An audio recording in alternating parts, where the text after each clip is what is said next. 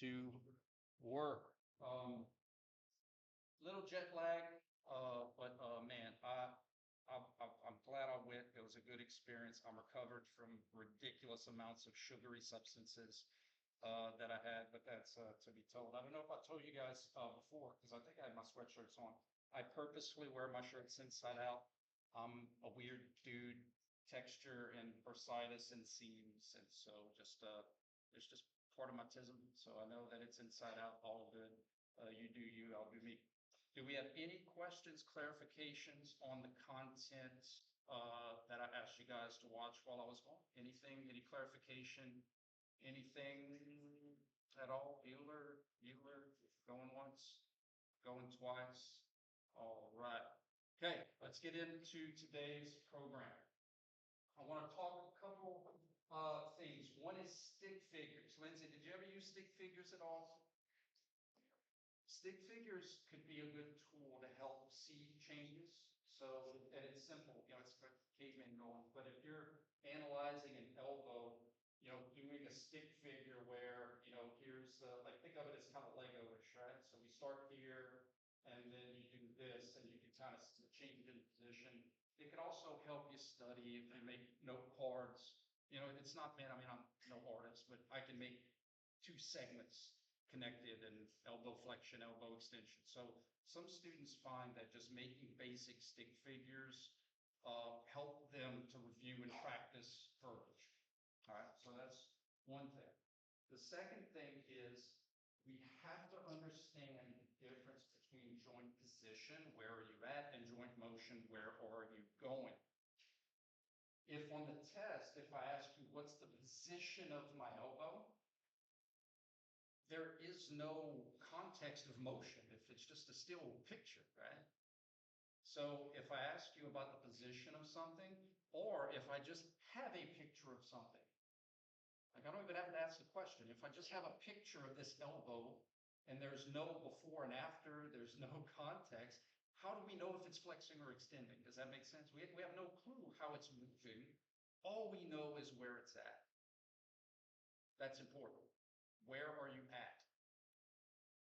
Where are you at gets you to where you went or how you going, right? So reference of the two positions. Where did you start? Where did you finish?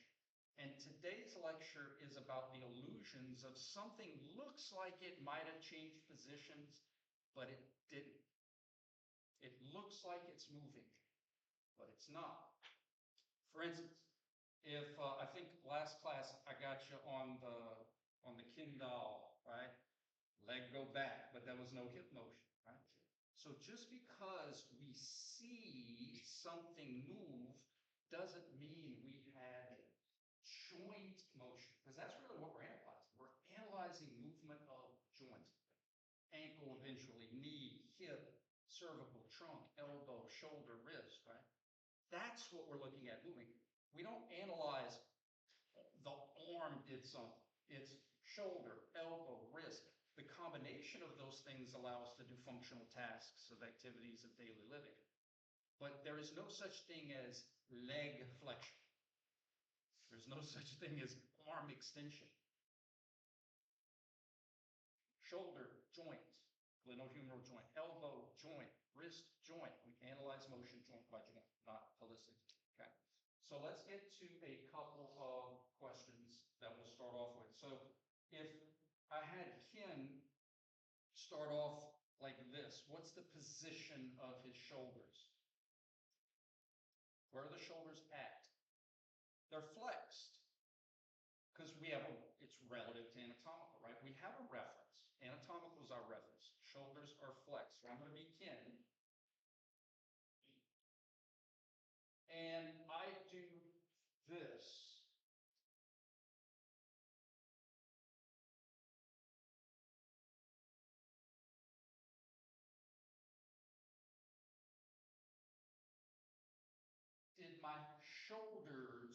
Did my shoulder joints have motion? No. Very good. And you see what I'm trying to teach you? Don't look at the arm. Don't look at arm go up, arm go down, arm go to it. It doesn't matter. It's the relative change. Ken could do this, and his shoulders are still in the exact same position. Make sense? Okay. All right, so good. So an answer to is there motion, it doesn't have to be flexion, extension. It could be nothing. There was no joint motion, even though it might look like there's joint motion. That could be an answer on the test. What was the motion observed at the shoulders? None. What was the motion observed at the cervical? None. State. If I was in a halo, y'all know what a halo is, right? It doesn't allow your neck to move. When people have neck injuries, they'll put them in a halo while it heals, right? It's like a cervical cast to prevent motion. If I had a halo on my head, I could do this. I can do this because I'm not moving this. I'm just literally doing this. Okay? You see the difference? So change in position. Where am I at? Where did I go? And the motion is given to you. So let's do that shoulder example with our stick figure. Okay? So I started off something like this.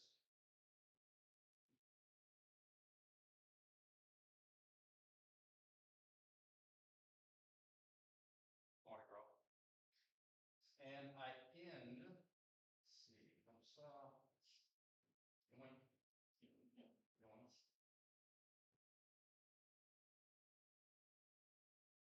all relative. It's all relative. We don't want to use, and that's why I teach you the difference between global and local. We don't want to use the room as a reference. We don't want to use, oh, the arm went like this relative to the room. That has nothing to do with joint motion. It's our joints, it's our segments, it's our reference. So what I could look at is say, well, the shoulder is flexed at 90 degrees. Yeah. Go right ear, just trust me, go right ear, right shoulder, and look at the trunk relative to the shoulder. You'll still see that it's flexed 90 degrees. Does that make sense? Right ear, right shoulder. It's the same position. The shoulder is in the same position. So if the position didn't change, how could there be motion? Make sense?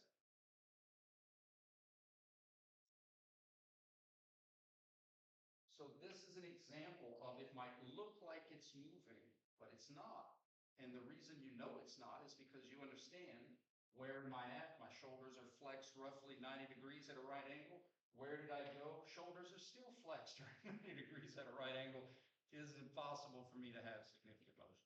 And remember, and Lindsay can confirm this, I'm never going to ask you a question on the test where I'm like, all right, guys, what happened here? No, there's going to be obvious significant change. I'm never going to be like, twitch. Okay, fair? All right, so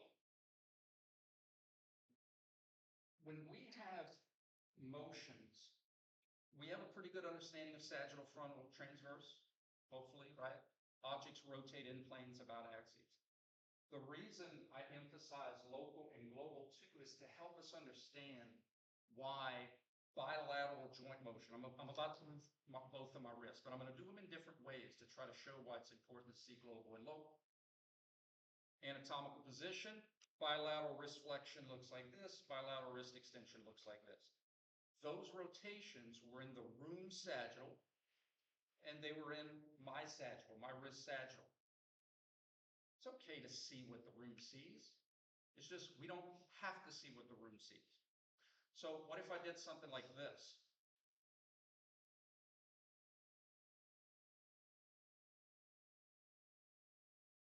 This is also bilateral wrist flexion.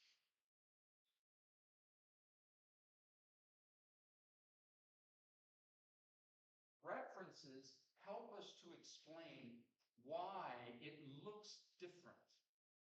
So what were the differences? Why does this look different? Well, it looks different because my left wrist was flexing and extending in the room's frontal, but still in the wrist sagittal. Because as the wrist moves, so does its planes and axes. If you were were standing up and you looked forward, I'm looking at the back wall. But if I laid down and looked forward, I'd be looking at the ceiling. I'm still looking forward. So this is why some students on the test might say this is like wrist abduction because they're looking at it globally and not locally to the wrist. We have to look at it locally. Remember I put the little lines on there? Flexion, extension, flexion, extension, flexion, extension, flexion, extension, flexion, extension. My wrist is doing the exact same thing. Make sense? Okay. What about this?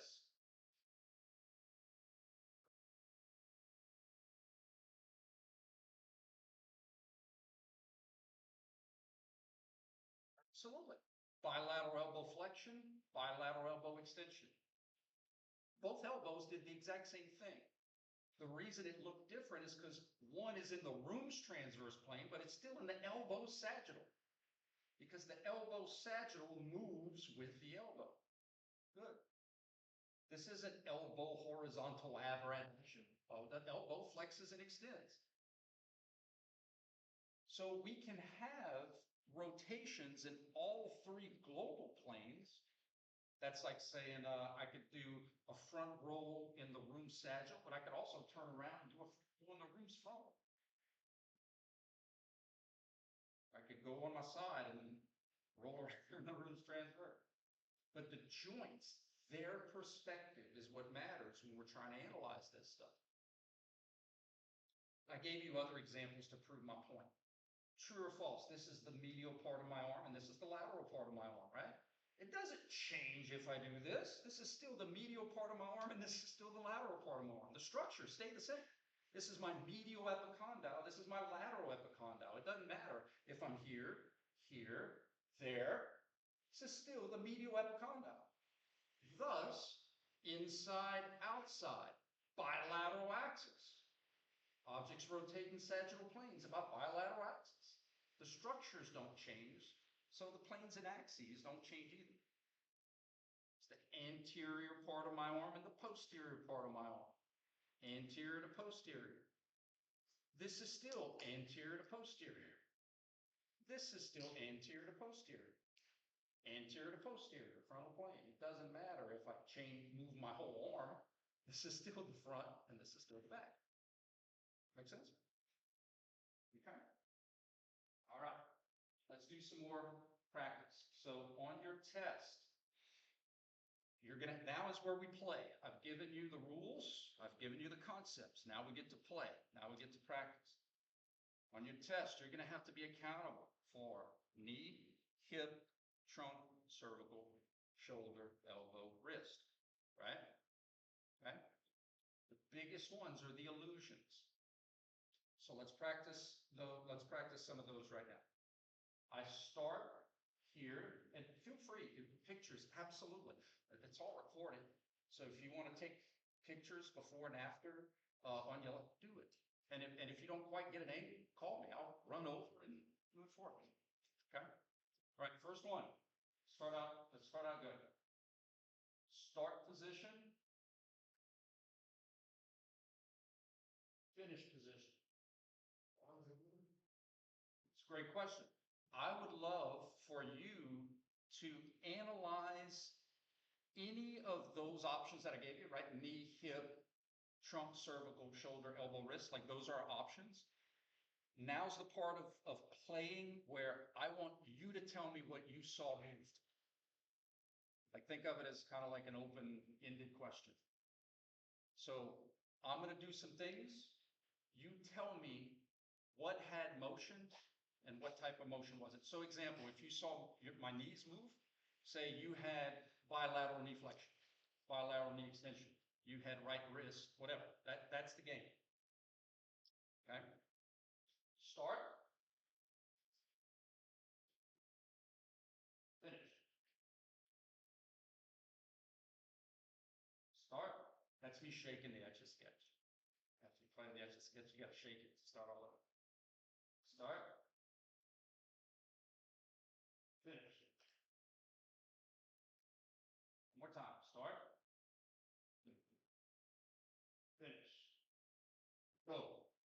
Also, feel free to talk on the test, but now, in other words, get your answer or what you think, and then go to your neighbor, someone behind you, in front of you. Linda, what do you think? What did you have? Because that's really where you can learn. If y'all have the same answer, great. If you have different answers, well, why did you get your answer? Well, this is what I was thinking. That's really where you can level up, okay? All right, take 30 seconds. Tell me what you saw that had motion. Joint, so what we want is side, right, left, or both. The joint, elbow, wrist, knee, cervical, trunk, whatever. And then finally, the motion, the rotational component, flexion, extension. Remember, first test is all flexion, extension.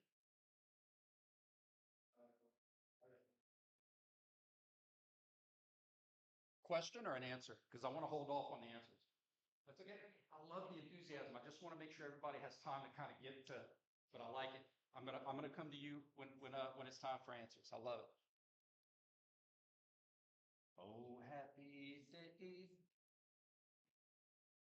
Oh, happy day. They roped off some of the parking, huh? Parking was bad. That's what's good about having 7:30 class. I know it's early, but got parking.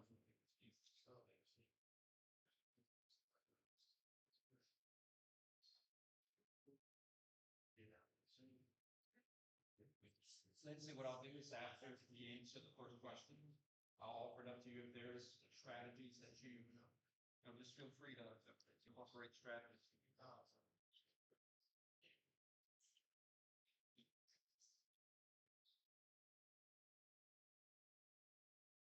All right, I'll do it one more time. One more time.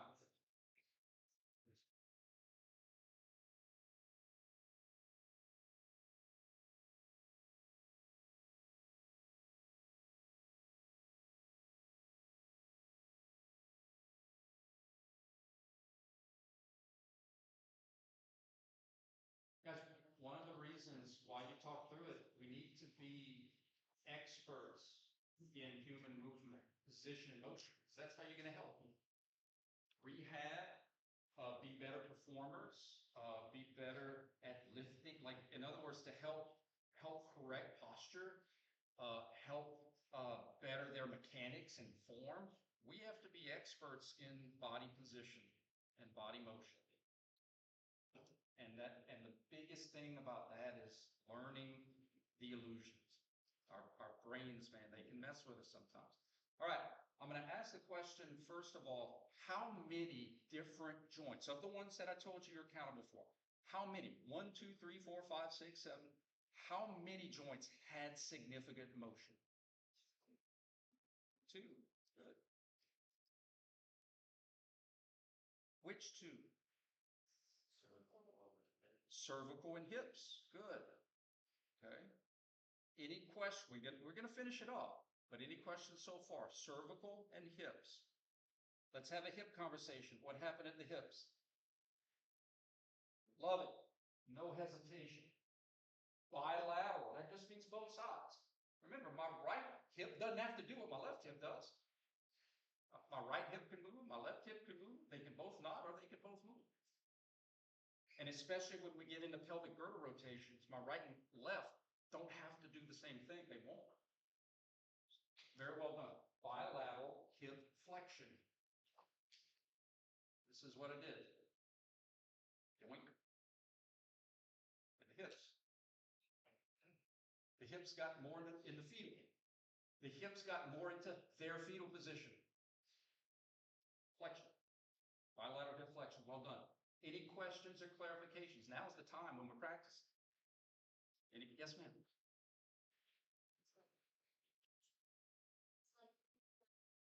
I totally get it. I totally get it. So trunk motion doesn't have anything to do with going forward or going back. Trunk motion, I know this is a simplification, but trunk flexion is going to be when my trunk gets in the fetal or gets out of fetal. So imagine if I had a rack that I couldn't move my trunk if I tried, right? I don't think they make casts for trunks, but you know what, Despicable Me, the cartoon, freeze Rick, and I'm just frozen. If my trunk is frozen, I couldn't move it if I tried, but I could still pivot around my hips. Because as I do this, my trunk can stay straight. That's why they like when you're doing this, they're like, keep a flat back. That's what they mean. They don't want you. They want you doing the Taylor Swift work. I don't know what it's called. I heard that on a TikTok. So just because our trunk goes forward does not mean we're flexing. Just because my arm goes up doesn't mean I'm moving my shoulder. Just because my arm goes up doesn't mean I'm flexing my shoulder. It's the same concept. And it's not your fault. It's our brains want to associate global things forward, up, down, back.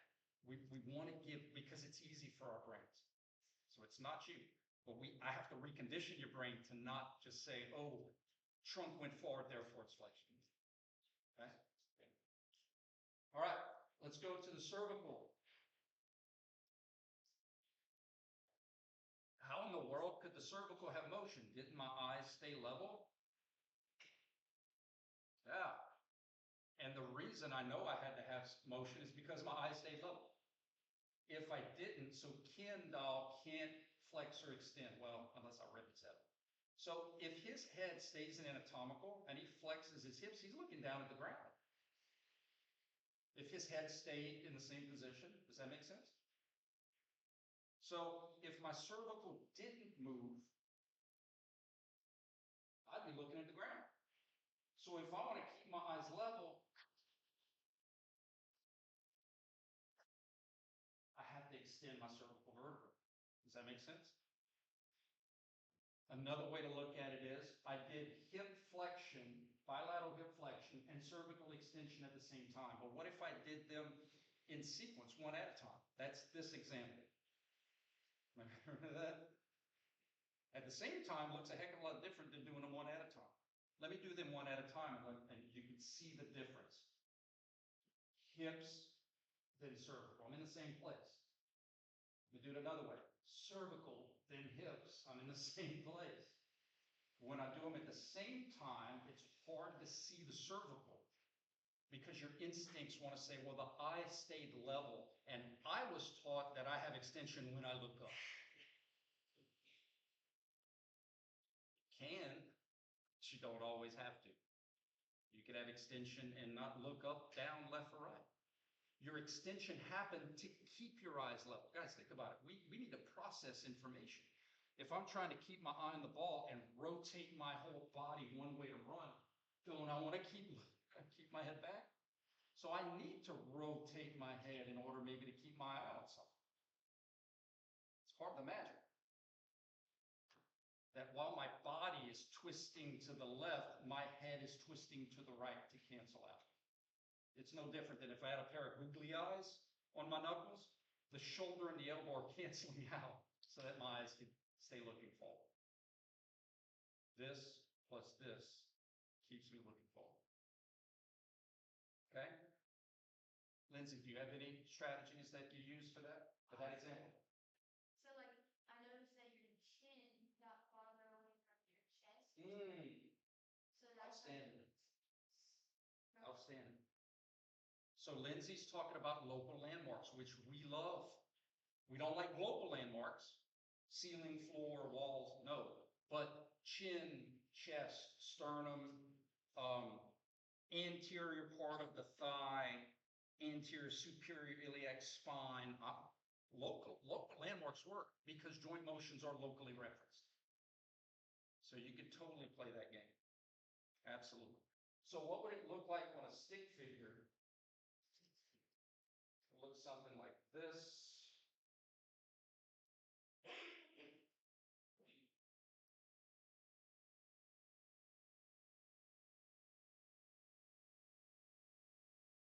It's an ostrich, I know. It's the best I got. But you see how the cervical had to extend in order to keep the eyes level, right? Another illusion could be you might have thought the shoulders extended as I went here, but the shoulders stayed in anatomical. So in that example, we had, it looks like it's not moving, but it was.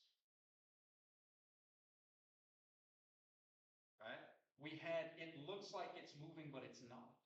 We had that one. Because some people might have said, oh, well, the shoulders went back. But the shoulders stayed in the same position. They stayed in anatomical. Does that make sense? Okay. All right. Let's do this one. We'll do an easier one, and then I'll work into some more harder practice. Okay. All right. Start and finish.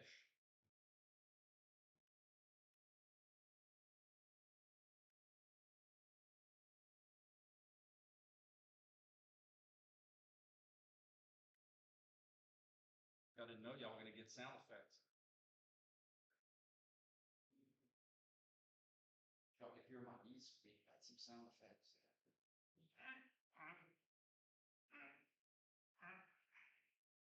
Be specific. I'm teaching you guys to be specific in your movement descriptions. Don't just say flexion extension. Don't just say nothing. Side. What joint? Because there may be questions where I do stuff like this.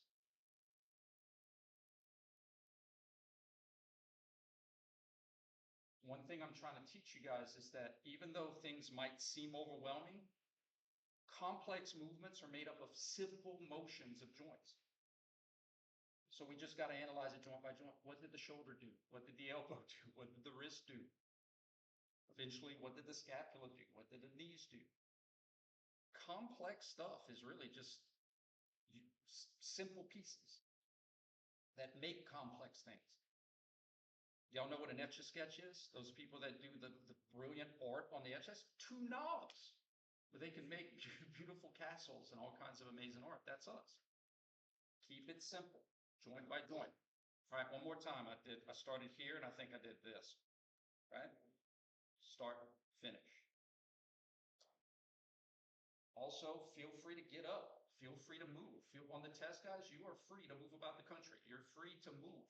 In fact, where you sit on the test, strategically, you might be like, I'm a mover. I want to sit in the back corner so that I have room to, I encourage you to move around to try to figure some of this stuff out. 30 seconds.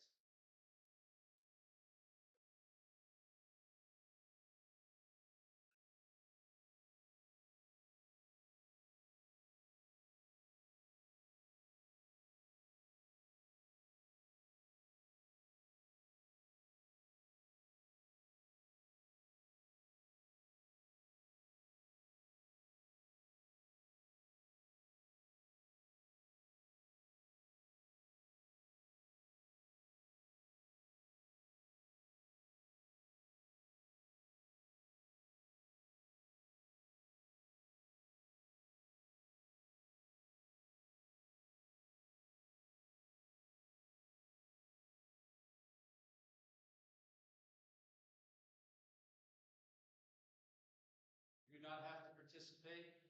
It's free money. Bonus points. If you want to predict who's going to win the game, that's one level. If you predict the score, might hook you up whoever's the closest. All right. What's that?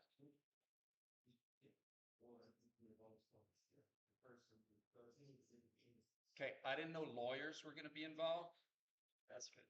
If you get, so like say you say Chiefs 28, Eagles 24, right? If you got the winning team, I'll hook you up with something. But if you get like this, whoever gets the score closest, I might hook you up with a little something else. If we could team up with the score wrong, you would still get the team up. I'll hook you up with something. Something's better than nothing, right?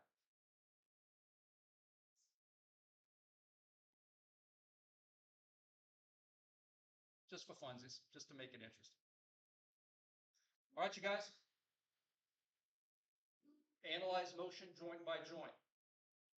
Both of our shoulders move, right? It was both shoulders did something. True? That's an important step.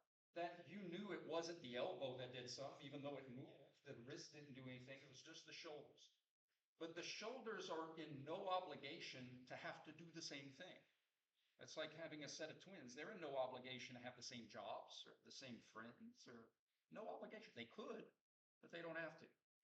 So even though we had two shoulders moving, we still need to analyze them joint by joint, literally. What did my left shoulder do? What did my right shoulder do? Okay, so I think I started in this position. Do we agree that I'm in flexed position for both of them? Let's go left, because I am left-handed. So what position my left started in? It started in flexed. What position did it end in? More anatomical. How in the world can I go from being flexed to being an anatomical? I have to have left shoulder extension to get there. Left shoulder extension. It went further away from fetal. It traveled down the road further away from fetal. We do not like to play increase or decrease angles in this class because for every angle you increase, you decrease another one. And for every angle you decrease, you increase another one. It gets too complex. So keep it simple. Is it traveling down the road to get into fetal, or is it traveling to go away from fetal? That's super simple. That's what flexion means. Flexion brings you into fetal. That's why we have so many joints that flex. Flexion, flexion, flexion. Helps get me into fetal. All right? So left shoulder had extension, right shoulder I start out flexed. I ended more flexed. I went from 90 degrees, being flexed 90 degrees, to being flexed like almost 180, right? So in order to go from being less flexed to more flexed, I also have to have flexion. That's like saying I'm 50 miles east to start, I'm 100 miles east to finish. I had to travel east to get further away. Does that make sense? So right shoulder flexion, left shoulder extension. Analyze motion joint by joint. Remember, guys, I'm apologizing for ESPN. This is not shoulder extension. Even though I say it a lot, somebody's going to miss it. Any questions before I get to a hard one? Good? All right. Game on. Here we go.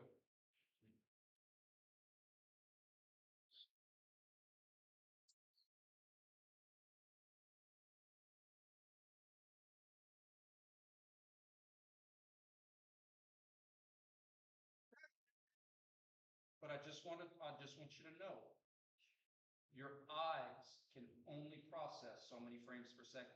That's why illusionists and card deal, they always going to have the advantage of you.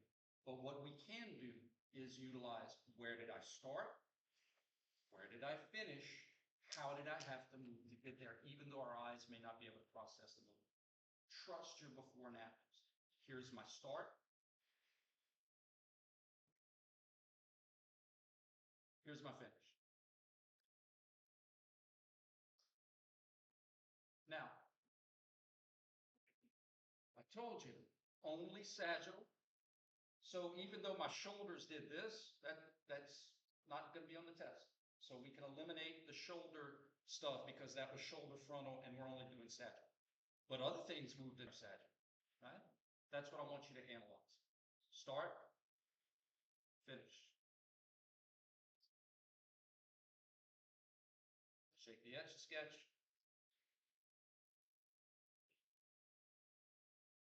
Start with a 3-foot putt. Start with what joints had significant motion. Don't even get to what the motion was. Just start there. What moved? What had joint motion? Start easy.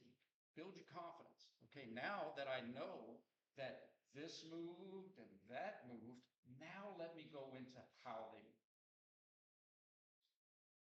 If anybody needs me to recreate it, I'll be happy to. But I started in anatomical, and I ended like in walk like an Egyptian when I was a kid. And my fingers look, I'll make it relative to you. My fingers are pointing to my left. I'm sorry. Sure.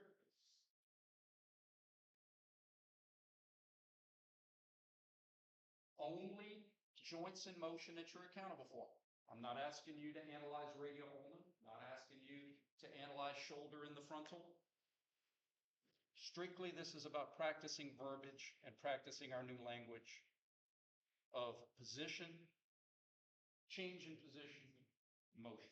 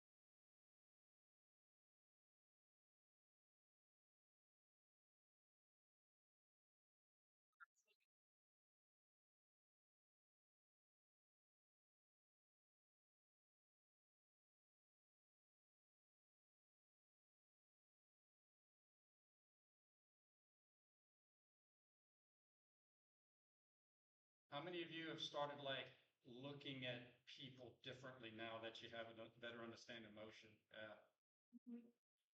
Weight room, at the mall, at the store. Like, I mean, I usually just like pop popcorn and just go sit in a lawn chair, just watch people in the gym. Totally not creepy. Because I'm like, I'm a scientist, right? Like I'm just studying. I don't do that, guys. I don't bring popcorn. Chocolate? Chocolate. Goonies? Nobody's? Hey, slug, love, chunk. Trick treat. Again. All right, you guys, let's move. Anatomical, cool. What moved for the purposes of the first test? Elbow, wrist. Of course, the shoulder moved, but I told you I'm not going to hold you accountable to frontal plane stuff yet. We have to fix verbiage. That's a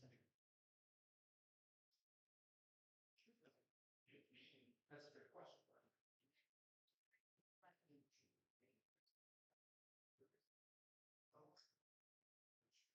I would not ask you about the shoulder. Yeah.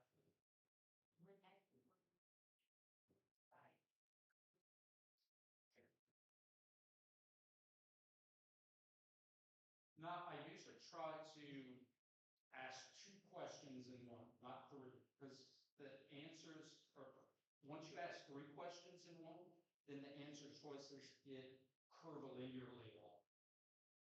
But if you ask 2 questions in one, it's elbow flexion, wrist extension, elbow extension, wrist, like it matches up nicely.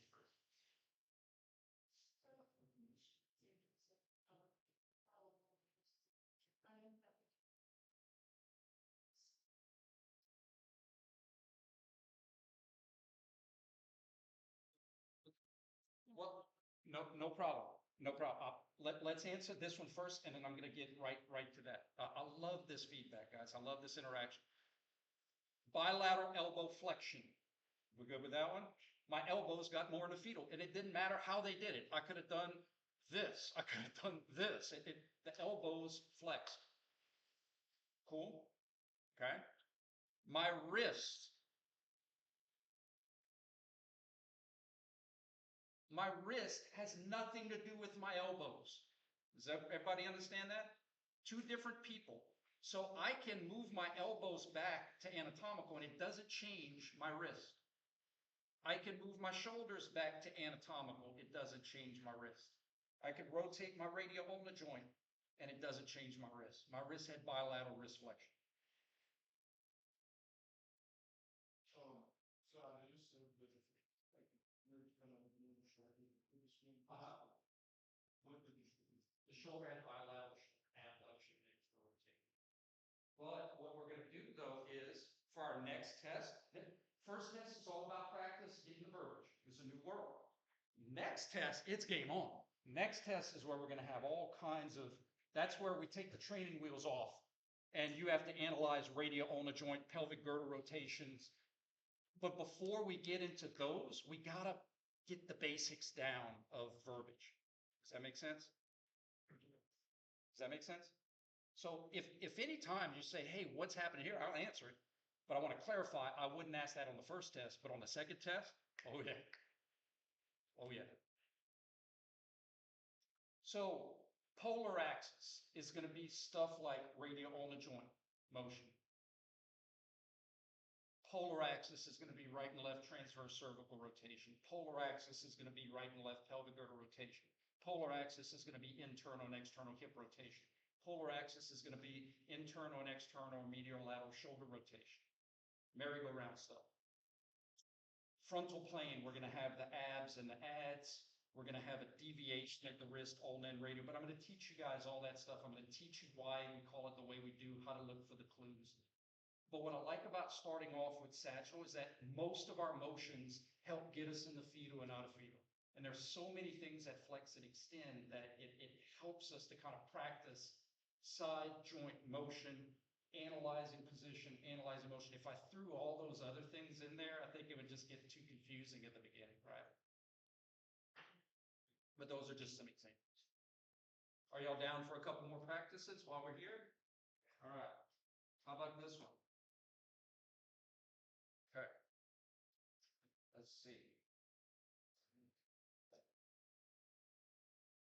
Getting old, you guys. See if I can do this. Start.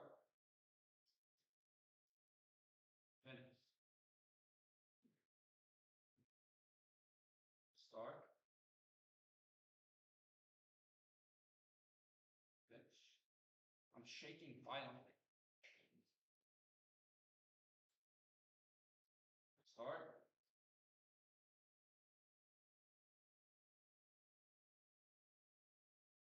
Finish. All right. I would like for you, I'm going to give you specifics this time. I would like for you to tell me, and the answer could be nothing, but I'm going to give you the joints I'd love for you to analyze for me. Shoulders and hips. Shoulders and hips. Lions and tigers and bears, oh my. See if I can do this one more time. Start off in anatomical, and I do this.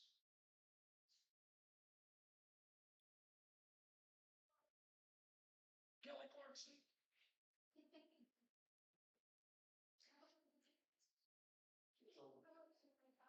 Kelly Clarkson. Oh yeah, the motion side. I forgot what movie that's from. Are you ready?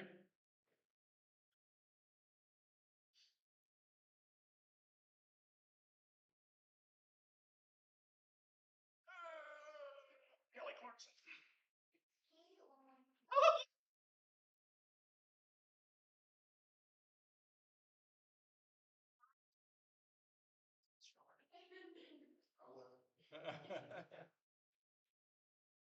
Awesome.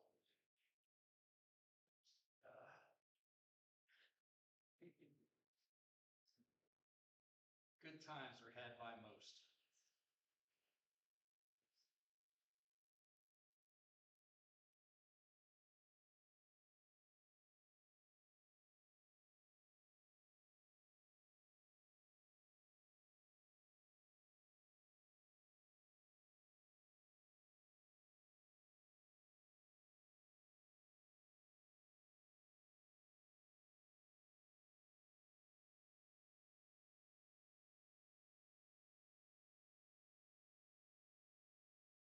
The first question I'm going to ask you guys, continue to analyze, but the first question I'm going to ask you guys is if you had to put, let's say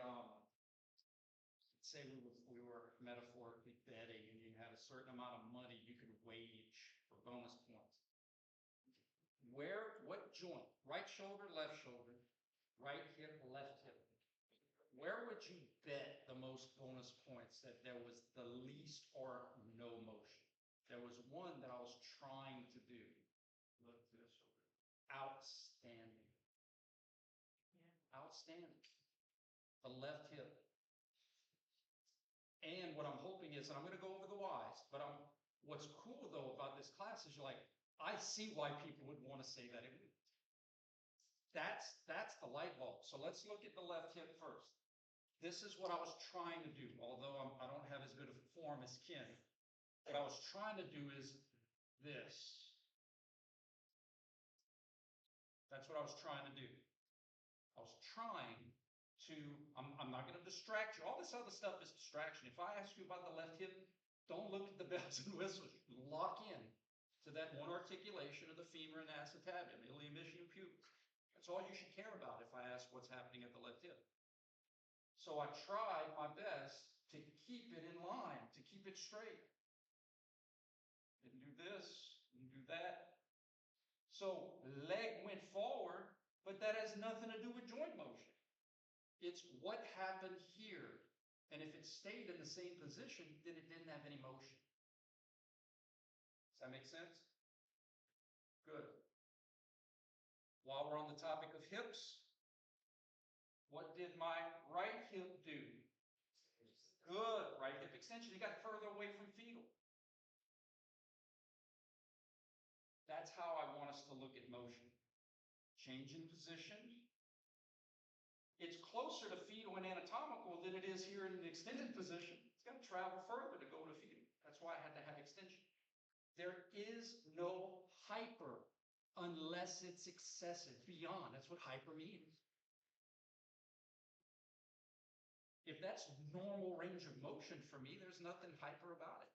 I can have extension from anatomical. I could have flexion to anatomical. I could have flexion from, extension to, extension from. I think that's what we're going to do on Monday. Get that verbiage down. So let me ask you this. Do you see how if I'm analyzing the hips, all of this is just distraction? If I'm having a hip conversation, I don't care about the shoulders. The shoulders have nothing to do with the hips. So if you're trying to practice or recreate it, just leave out the shoulders. It's just going to mess with you. Trying to distract you. Right hip extension, left hip nothing. One day I'll tell you the story why I say all right, let's do shoulder. My right shoulder didn't stay in anatomical, right? Didn't it come out? So it had to have flexion to be in a new flexed position. Anatomical to start, I'm flexed to finish, so I had to have flexion to get there. Good? This is the illusion that I was wondering if y'all were going to get. From the room's perspective, my left arm stayed in the same position globally, but it didn't stay in the same position locally. What I mean by that is if I froze my left shoulder and came back to standing in anatomical, I'd be here. Does that make sense? It's not by my side. Here it's by my side, but my arm is not by my side. This would be by my side.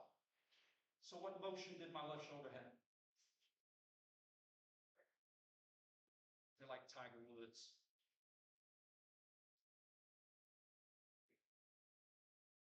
Good. So on the test, I might ask you something like like a straight a deadlift, and the arms may appear to not be moving, but they have to be moving. Because if they didn't move, it would be like this. Flexion, extension. Make sense? Any questions? Was today useful? Good? All right, guys, y'all have a good weekend. We'll see you on Monday. Don't forget, if you haven't put your Super Bowl prediction, put it down so we could have some fun on Sunday.